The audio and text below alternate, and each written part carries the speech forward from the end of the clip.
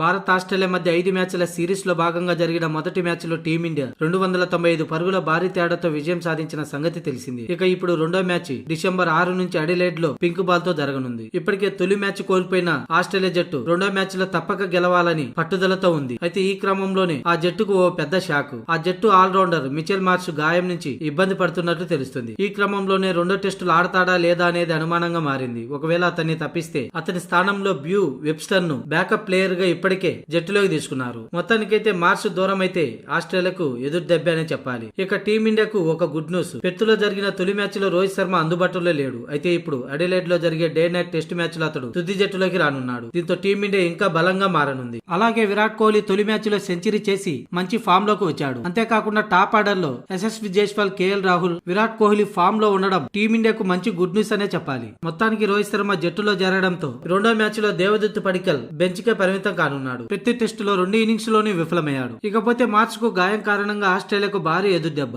March గాయం కారణంగా ఆ జట్టు ఒక కీలక ఆటగాన్ని కోల్పోయే ప్రమాదం ఉంది. ఏది ఏమైనా పింక్ బాల్ టెస్ట్ ఎంతో రసవత్తరంగా సాగనుంది. పింక్ బాల్ పై మంచి పట్టు ఉన్న ఆస్ట్రేలియా రెండో టెస్ట్ గెలుస్తామనే ధీమాతో ఉంది. అలాగే టీమిండియా బ్యాటర్లు, బౌలర్లు మంచి ఫామ్ లో ఉన్నారు. దీంతో ఈ మ్యాచ్ హోరాహోరీగా సాగనుంది.